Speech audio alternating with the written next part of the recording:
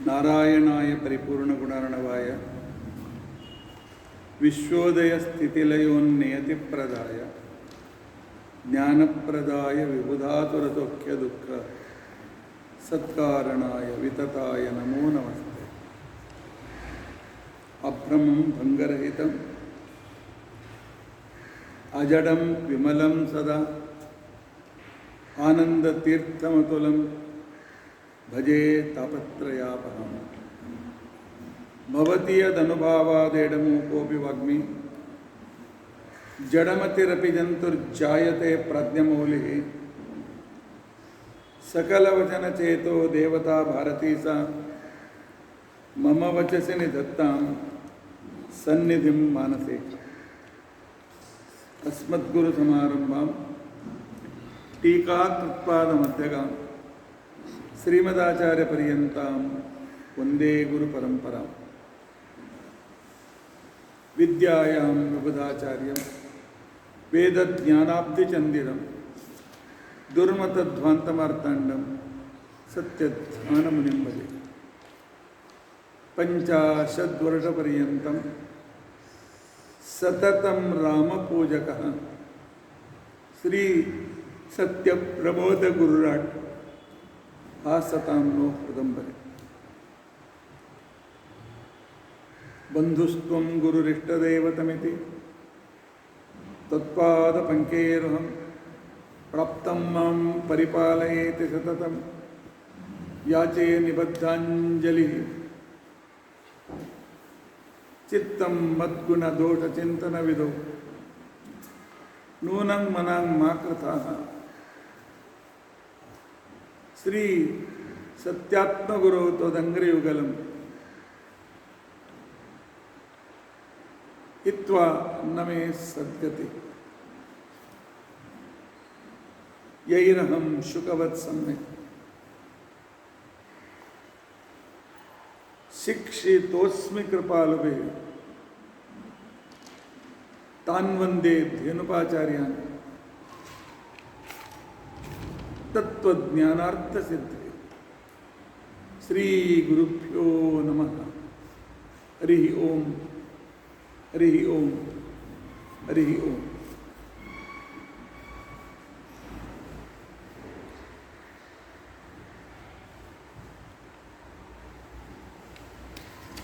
स्वस्तिस्तु asset सन्मंगलानि सन्तु। श्लोकेक श्रवणपठनं वक्तुश्च श्रोतॄणां निखिल कलिकृत कल्मषापनोदन कुटुतरे धर्माद्यखिल पुरुषार्थ साधने भूते अद्य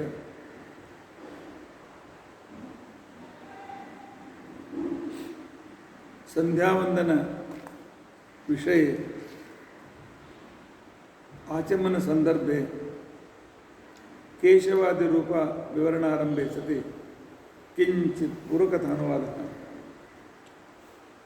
हरि ओम हरि ओम हरि ओम।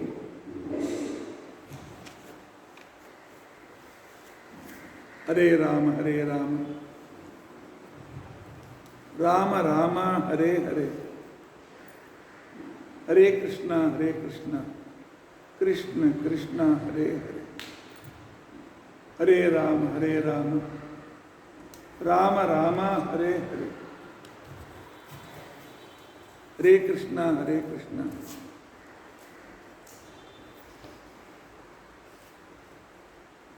कृष्ण कृष्ण हरे हरे, हरे राम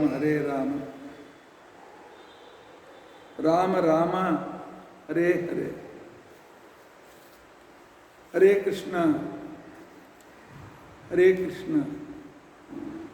कृष्ण कृष्ण हरे हरे,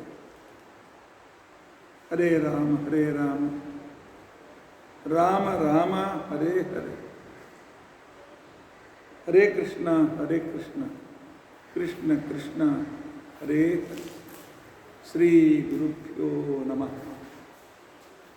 हरि ओम हरी ओम.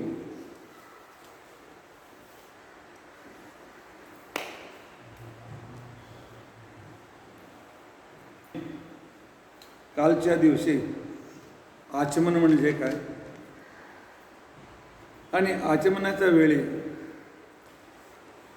24 नाम घेण्याचा उद्देश आमच्या शरीरात असलेल्या 24 तत्वांचे शुद्धीकरण अथवा 24 तत्वाभिमानी देवतांचा अभिषेक. त्या संकल्पनेने आम्ही त्या मूर्तींच्या विवरणचा परिचय घेत होतो.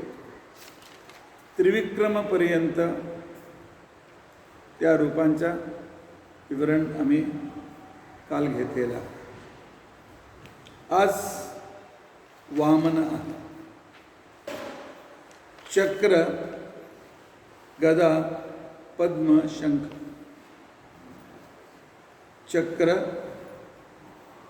गदा, पद्म, शंख. वरती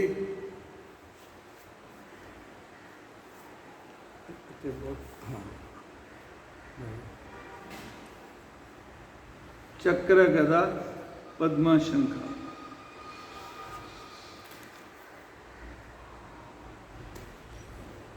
आणि त्याला वामन असं नाव आहे. आमच्या सगळे अभिष्ट पूर्ण करतो.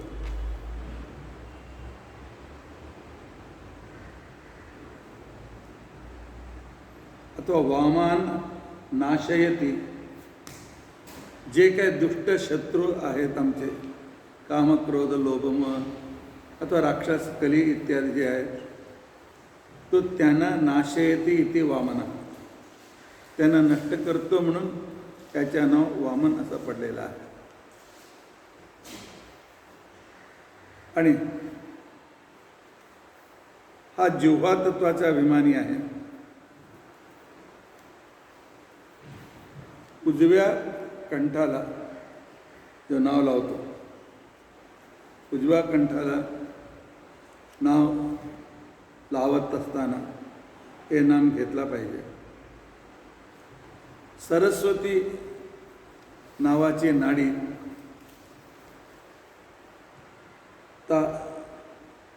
नियामक देवता आहे. सर्वसामान्यतया वामनाचं स्मरण यज्ञोपवीत धारण करताना आणि दान देताना त्याचं स्मरण केलं पाहिजे. दान देताना त्या वामनाचं स्मरण केलं पाहिजे. आणि वामनाच्या ठाई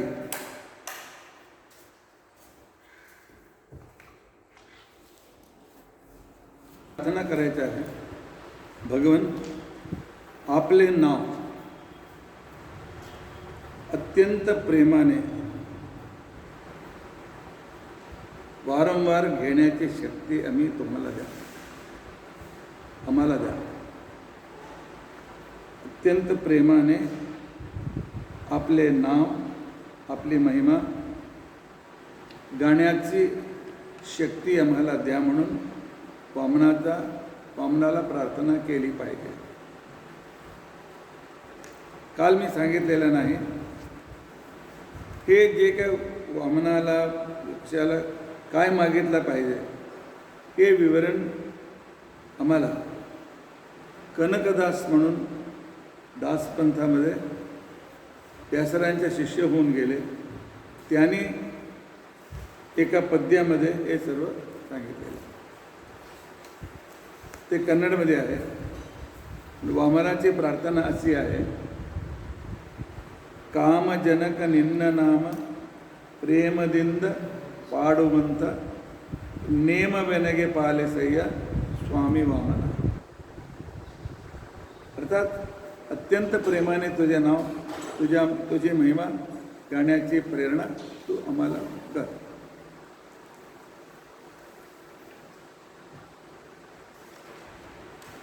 वामनाच्या नंतर नाव येतो श्रीधर. श्रीधराय नमः.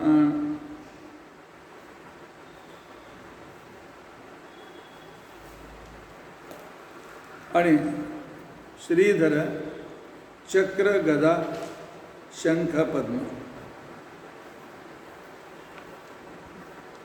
चक्र गदा शंख पद्म त्याने हे धारण केलं आहे.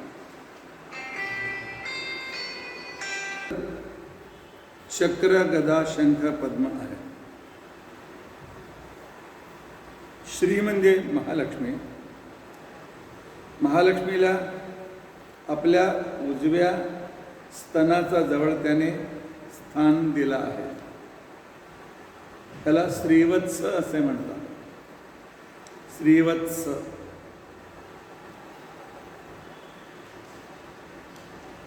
त्या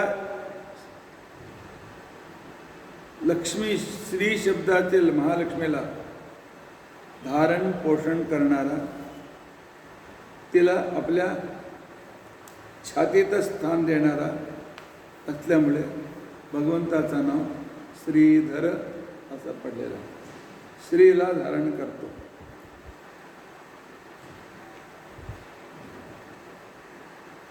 आणि शुक्ल पक्षामध्ये पोटाचा डावा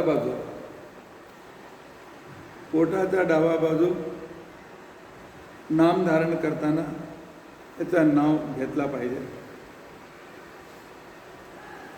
हा नंदा नावक नाडीचा नियामक आहे.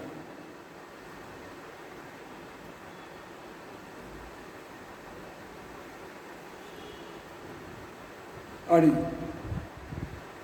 त्याच्या जवळ प्रार्थना करायची आहे. तुझी पादपूजा करण्याचा अवकाश आम्हाला भेटो.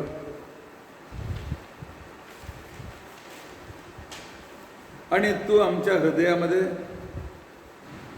स्थिर राह अशी प्रार्थना आम्हाला श्रीधराला करायचं आहे.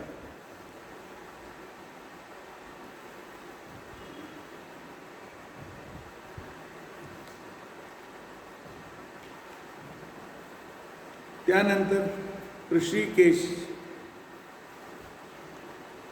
ऋषिकेश चक्र पद्म शंख गदा.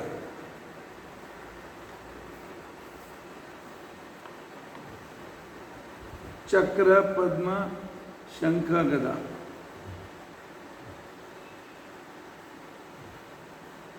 चक्र पद्म शंख गदा धारण केला आहे. आणि त्याला ऋषिकेश नाव येण्यासाठी आमच्या इंद्रियांना, ज्ञानेंद्रिय आणि कर्मेंद्रिय, त्याला एक मिळून एक नाव आहे ऋषिक.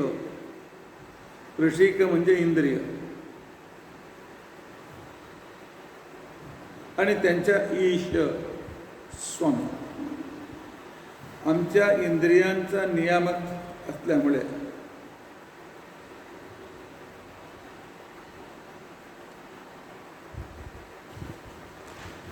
कम ईशम च हर्षयति इति ऋषिकेश. रमा ब्रह्म रुद्र त्या देवतांना हा संतोष देतो, आनंद देतो, म्हणून त्याचं नाव ऋषिकेश असं पडलं.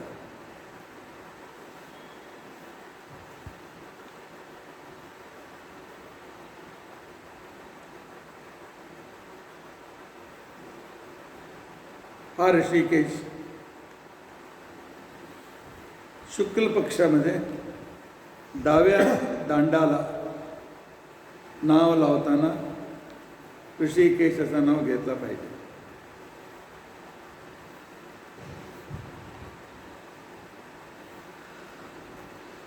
कुह नावाचा नाडीचा हा नियामक आहे. कुह नावाचा नाडीचा हा नियामक आहे. आणि त्या ऋषिकेशाला प्रार्थना केली पाहिजे. मी फक्त पोट भरण्यासाठी झटत आहे, ते दूर करून तुझ्यात माझं मन लागो, असे तू आमच्यावर अनुग्रह कर. असे ऋषिकेशाला आमची प्रार्थना करायची आहे. त्यानंतर पद्मनाभ. पद्म, चक्र, गदा, शंख. पद्म, चक्र, गदा, शंख.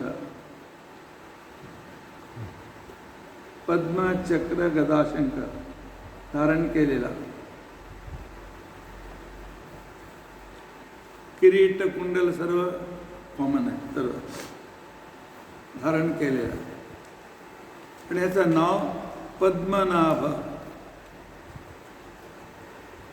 सृष्टी करण्याची इच्छाने आपल्या नाभीतून एक कमळ त्याने उत्पन्न केला.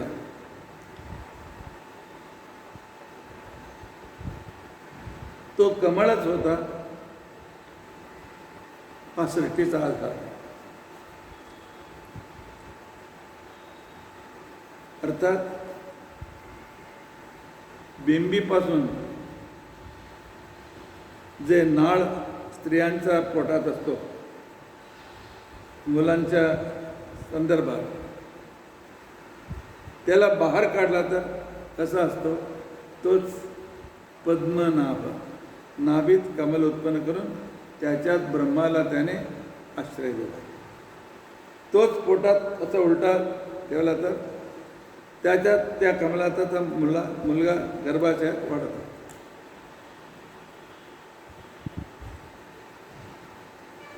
आणि पद्मनाभ, पद्म म्हणजे भक्तांचा हृदय कमल. हृदय कमलात जो प्रकाशित आहे म्हणून त्याला पद्मनाभ असा नाव पडला आहे.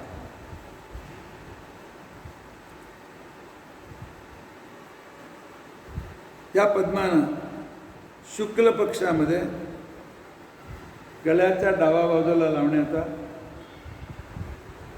नाम त्यावेळी ह्याचं नाव घेतला पाहिजे.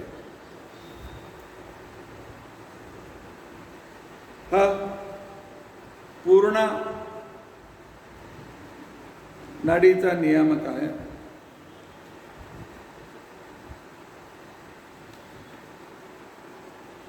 लवकर झोप येण्यासाठी पद्मनाभाचं नाव झोपल्यानंतर घेतला पाहिजे. लवकर झोप येतो. शयने पद्मनाभंच असा नियम आहे. आणि जेव्हा पाठाच्या वेळी ज्यांना झोप येतो, सर्वत्र झोप येतो, त्यांच्यासाठी काय हे बोलण्याची काही जरूरत नाही. तेव्हा कुठेतरी झोप येतो. ज्यांना झोप येत नाही त्याने पद्मनाभाचं नाव घेतलं पाहिजे.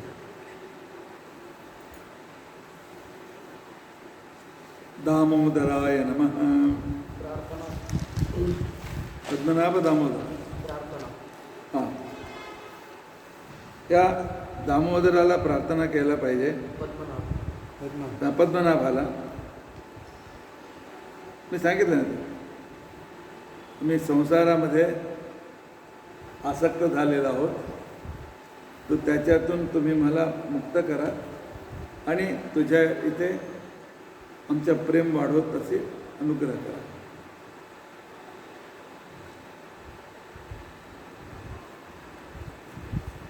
त्याच्यानंतर आहे दामोदराय नमः. आणि दामोदर आहे शंख, पद्म, चक्र, गदा. शंख, पद्म, चक्र, गदा.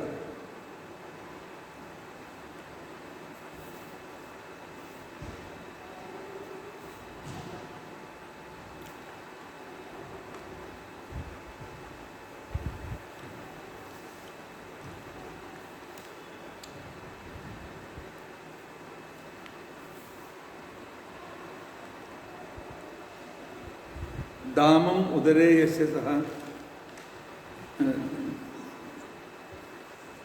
नाही दामोदर झालं ना, दामोदर नाही झालं, दामोदरात मी चुकीचा मी दाखवला. दामोदर आहे शंख गदा चक्र पद्म,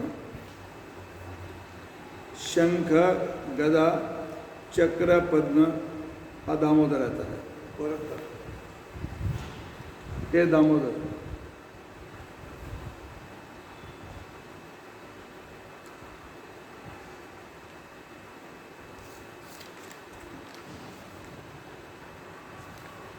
आणि यशोदेने दामम उदरे यशसा. एक दिवशी यशोदा श्रीकृष्णाला दूध पाजत होते, आपल्या छातीचं दूध पाजत होते. आणि तितक्यात त्याला वास आला की चुलीवर ठेवलेले दूध उकळून बाहेर पडत आहे. म्हणून त्याला कृष्णाला सोडून बैस येतो म्हणून त्याला बसवलं आणि दूध उतरवण्यासाठी आत गेले. श्रीकृष्णाला राग आला, राग दाखवला. देवाला राग येत नाही. तिला माझ्याहून दूध जास्त वाटतं, मी श्रेष्ठ वाटत नाही, मी कनिष्ठ दूध जास्त वाटतं. म्हणून आज तिला बुद्धी शिकवायची. म्हणून कृष्णाने निर्णय केला, बघितलं 2-4 घडे भरून दही ठेवले होते, अजून त्या धनीतून लोणी काढल्या नव्हता. तिकडेच मथनी होती, घेतला, ठपाठप 4 घड्यानं मारला.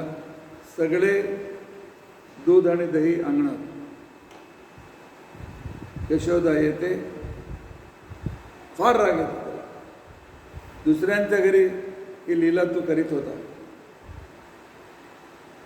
आता मला ठाऊक झाला तो ते सगळं सत्य बोलतो. आज तुला मी अशी शिक्षा देतो, परत तू असा करणार नाही. म्हणून त्याला पकडायला निघाले. श्रीकृष्ण अंगणात उडी मारला बाहेर.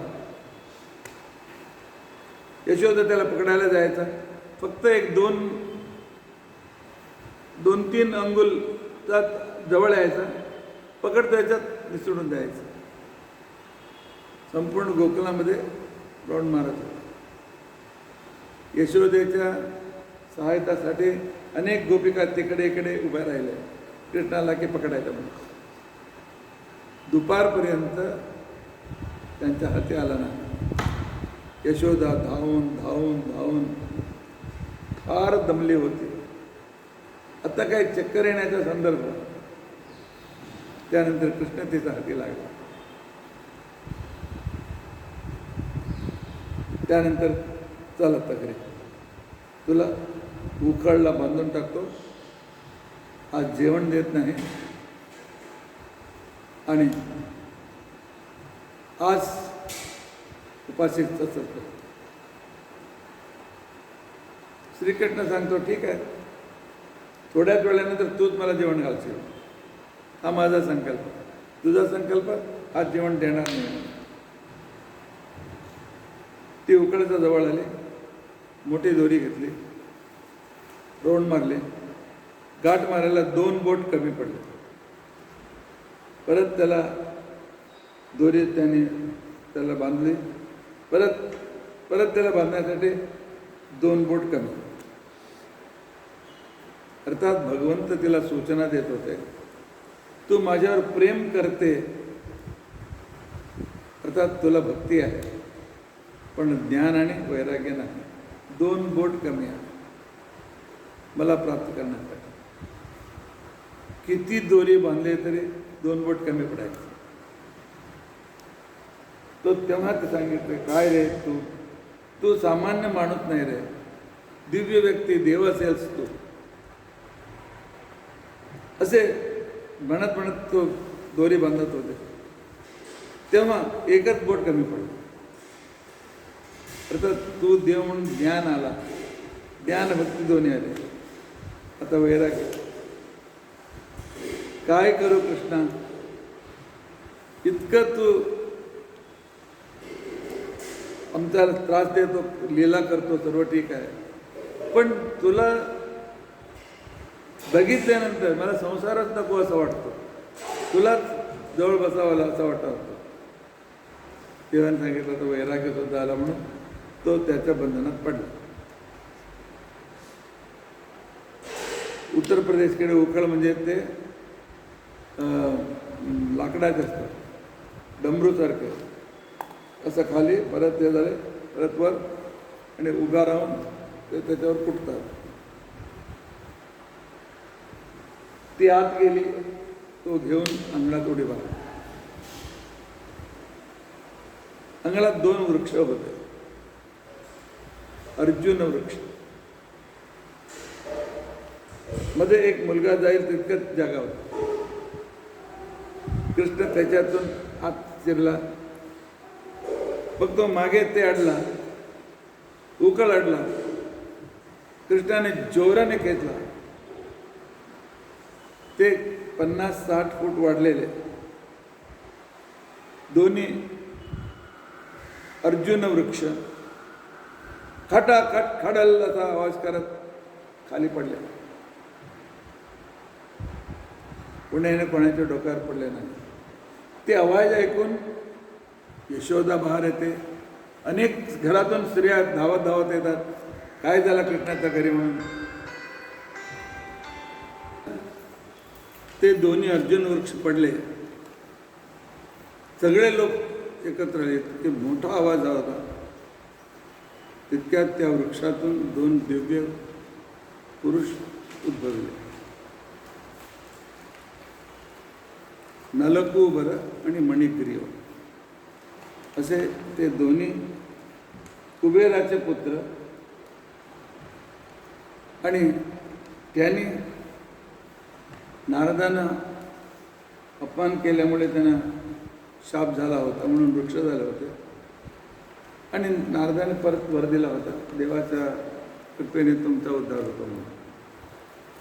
तो म्हणून दाम उदरे, स्वतःचा आईचा प्रेमापोटी त्याने स्वतः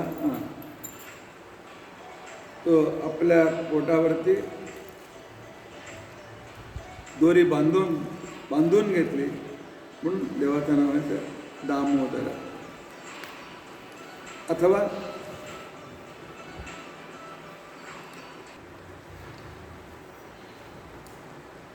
इंद्रिय निग्रह असे ऋषींच्या जोडी क्रीडा करणारा, दानशीलांना आनंद देणारा, दैत्यांना दुःख देणारा,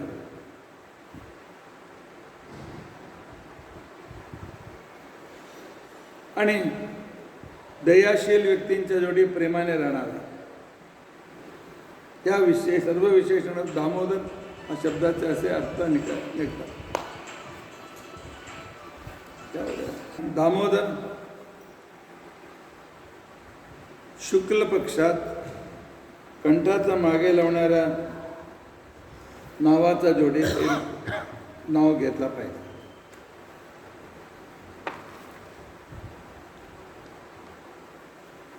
वारुणी नावाचे नाडीचा हा नियामक आहे.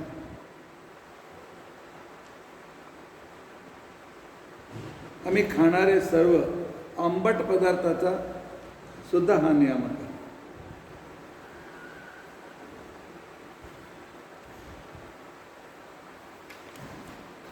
दामोदराची प्रार्थना कनकदास असे करतात.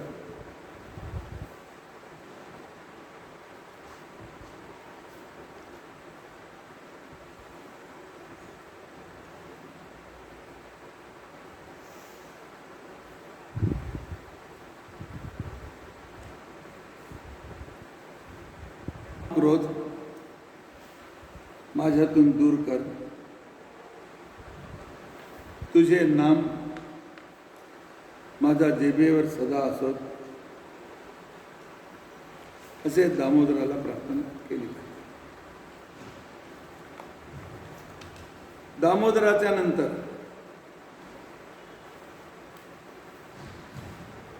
तुम्ही विचार करत असाल की इतका श्लोक आचार्य का बोलत आहे.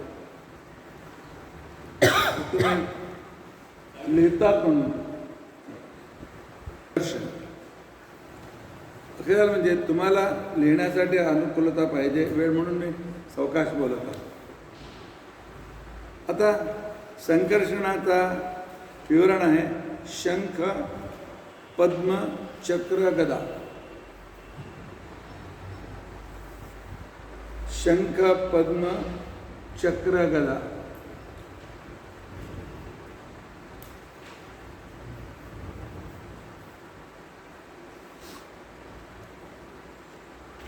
सम चांगल्या रीतीने कर्षते आपल्याकडे आकर्षित करून घेतो. स्वतःचा भक्तांना जे संसारात पडलेले असतात त्याच्यातून उद्धार करून आपल्याकडे त्यांचं मन आकर्षित करतो, म्हणून देवाचं नाव संकर्षण असं नाव पडलं.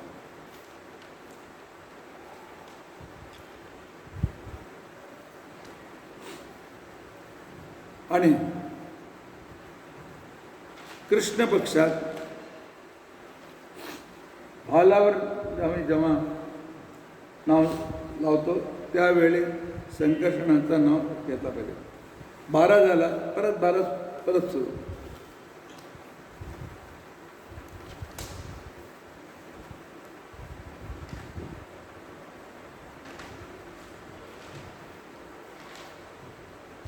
आणि मनोमय कोशाचा हा नियामक आहे.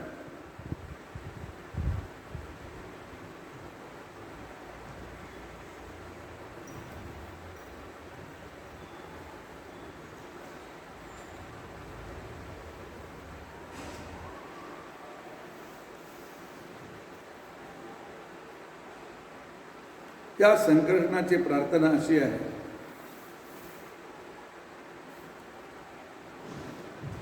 माझी बुद्धी अयोग्य संसारात रमत आहे, त्या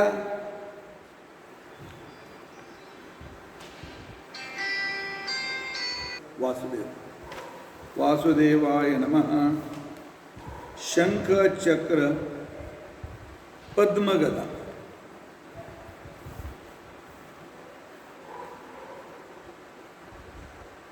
शंख चक्र पद्मगदा. आणि हा वासुदेव संपूर्ण जगाला आधार देतो म्हणून त्याला वासुदेव असं नाव आहे. वासयती इति वासु. सर्वांना राहण्यासाठी जगाची अनुकूलता करून देतो. राहण्यासाठी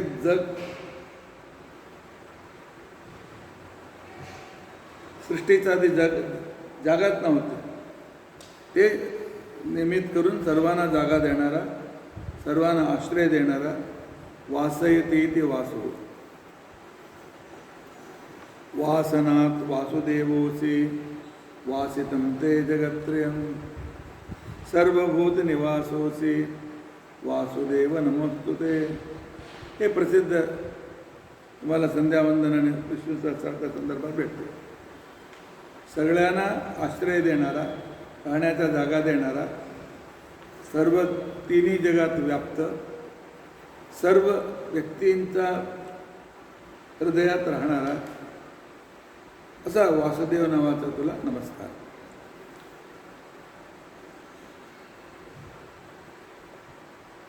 हा वासुदेव सर्वांतर्यामी आहे. वासुदेव आमचं सगळं अभिष्ट पूर्ण करतो.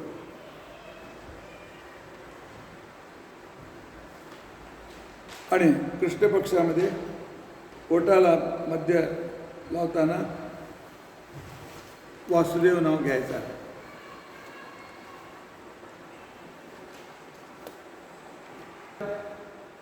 डोक्यात असलेले विज्ञानमय कोशाचा अनियामक आहे. विज्ञानमय कोशाचा अनियामक आहे.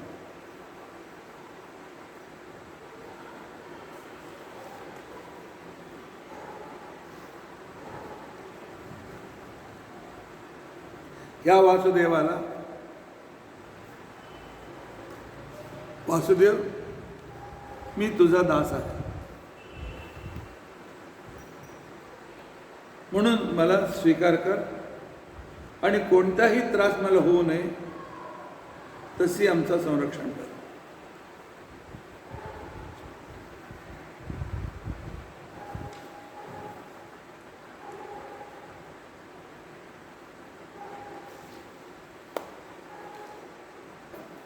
प्रद्युम्न आहे ना.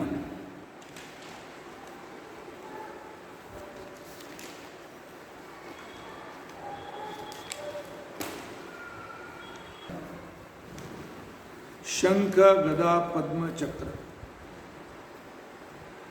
शंख गदा पद्म चक्र.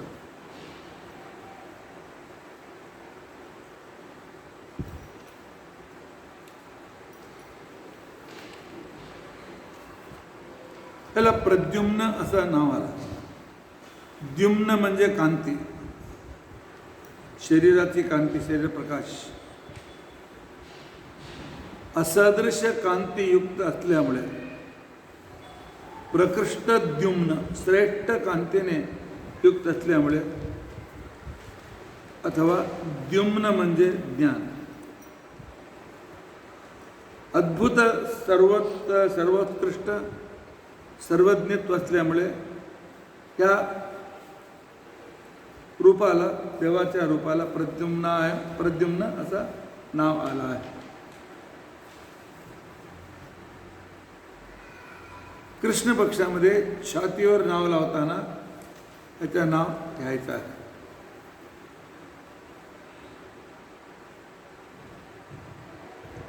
आणि आमच्या शरीरात असलेल्या प्राणमय कोशाचा हा नियामक आहे.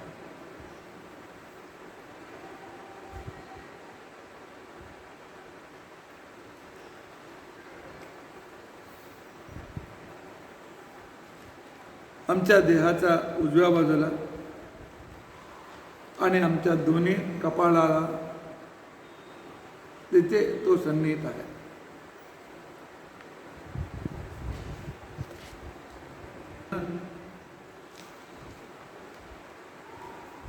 तांबूल खाताना त्याचं स्मरण केलं पाहिजे. ब्रह्मचार्यांना हा नियम नाही, तो केव्हाही करू शकतो. नाहीतर इकडे तिकडे तांबूल. प्रद्युम्नाला प्रार्थना आहे, मी बुद्धिशून्य आहे म्हणून अनेक चुका करतो. त्या चुकांना ठीक करून आम्हाला पवित्र बनव म्हणून प्रद्युम्नाचा इथे आमची प्रार्थना आहे.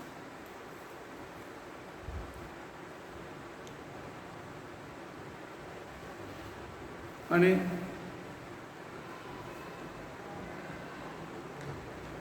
हा प्रद्युम्न प्रातःसवनाचा सुद्धा स्वामी आहे.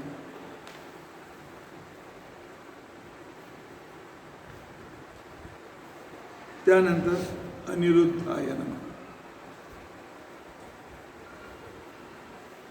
अनिरुद्ध गदा शंख चक्र पद्म. गदा शंख पद्म चक्र.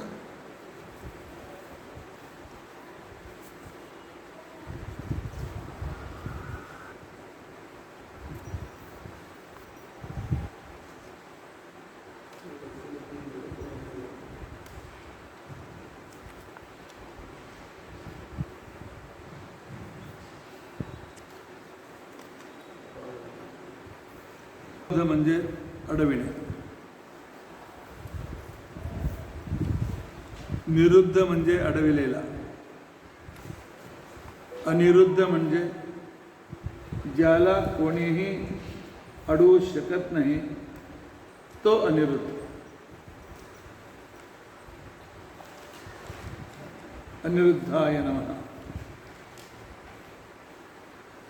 त्याला अनिरुद्ध असं म्हटलं जातं. आणि कोणीही याला अडवू शकत नाही म्हणून स्वतंत्र आहे, सर्वशक्त आहे, गुणपूर्ण आहे, मनोनियामक आहे. कृष्ण पक्षामध्ये मध्यकंठाचं नाव लावताना ह्याचं स्मरण करायचं आहे.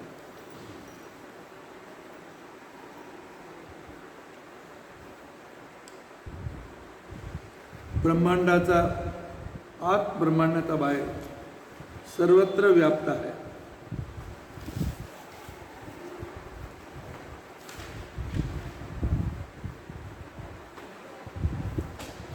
अन्नमय कोशाला, अन्नमय कोशाचा हा नियामक आहे.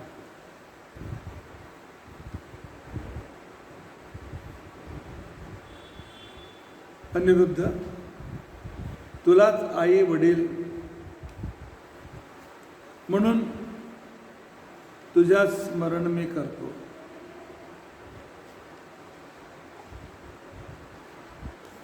आम्ही या जीवनात मृतवत अनाथ आहोत.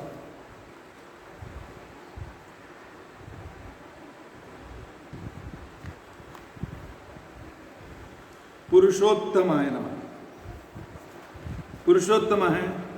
पद्म, शंख, गदा, चक्र. पद्म, शंख, गदा, चक्र.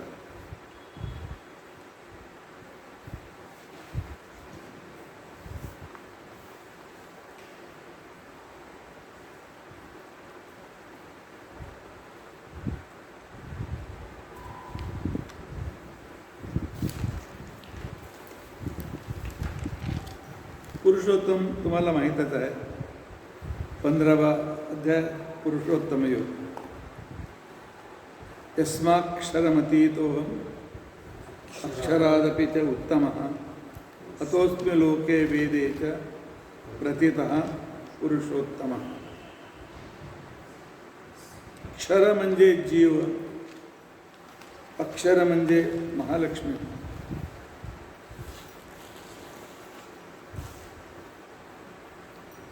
मी श्रेष्ठ, अतीतोम, त्यांना त्यांच्या पुढे मी गेलेला आहे.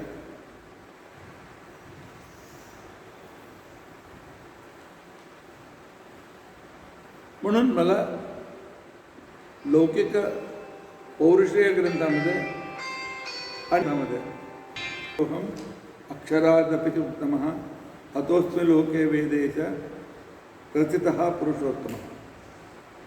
ब्रह्मपर्यंत सगळे क्षर पुरुष, महालक्ष्मी अक्षर पुरुष. क्षर अक्षरला ओलांडून सर्वोत्तम असलेला मी पुरुषोत्तम. क्षराक्षरम अतीतोहम अक्षरादपि च उत्तमः. स्पष्ट आहे. आणि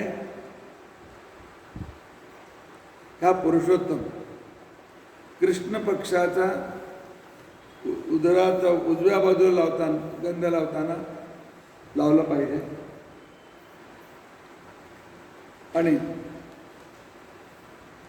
हिंग, एलायची,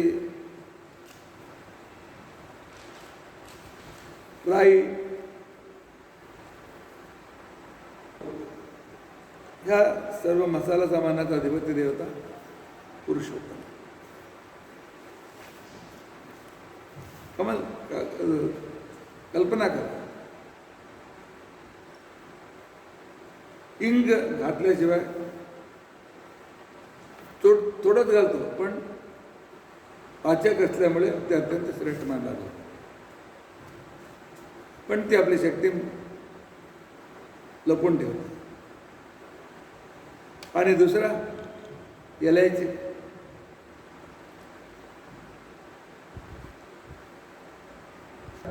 खीरमध्ये नैवेद्यामध्ये रोज घातली पाहिजे. त्यानंतर थोड्याची इलायची घातली सर्वतमध्ये तो एकदम व्यवस्थित चांगला होतो. आणि त्याच्यानंतर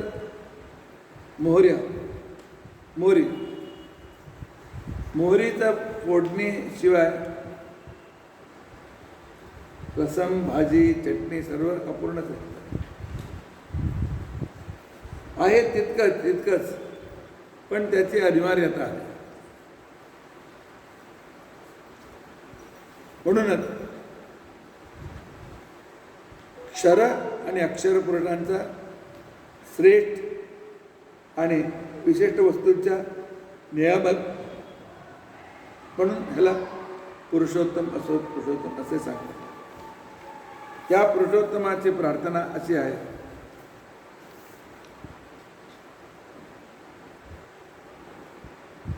आनंदाने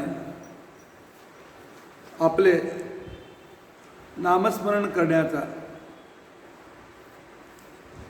आसक्ती आपल्या पदकमलावर असो म्हणून प्रार्थना करत.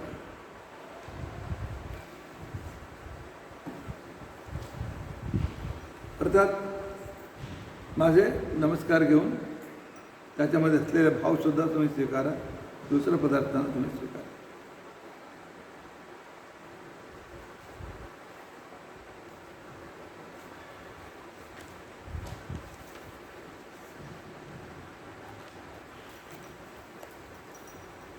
चक्र पद्म हे अधोक्षजाचे लक्षण आहे. गदा, शंख, चक्र, पद्म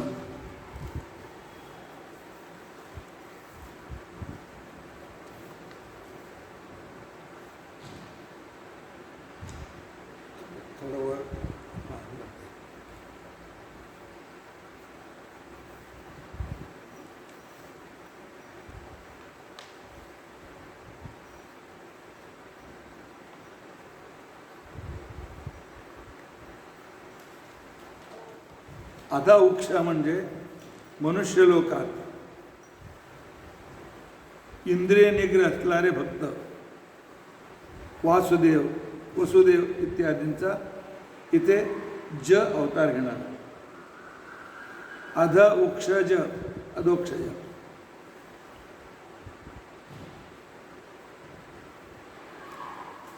आणि कृष्ण पक्षात उजव्या स्तनावरती नाव लावताना अधोक्षजाचं नाव घेतला पाहिजे.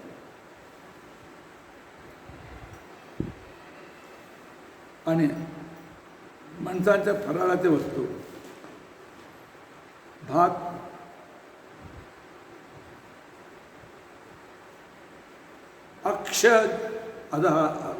अक्षम अधः कृता अर्थात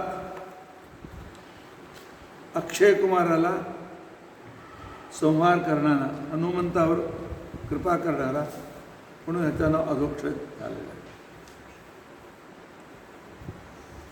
आणि बलस्थ नाव लावताना आणि दूध, शरबत, कढी, पंचामृत,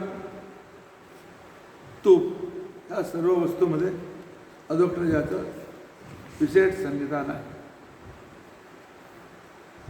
तळलेले सर्व पदार्थ अधोक्षजाचा अधीन आहे. म्हणून या अधोक्षजाला प्रार्थना करता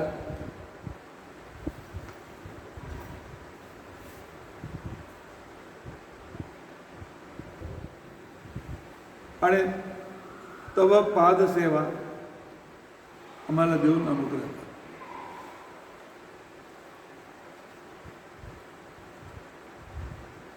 आणि दुसरे आम्ही उद्याच्या दिवशी बघण्याचा प्रयत्न थोडंच राहतो. उद्या ते संपून पुढच्या भागामध्ये घेण्याचा प्रयत्न. 6 राहता नाही, उद्या प्रवचन होणार नाही. हा परवा उद्या गोरेगावला माझं प्रवचन आहे. ठीक. दुपारीच जाणार आहे. परवा रविवार आहे.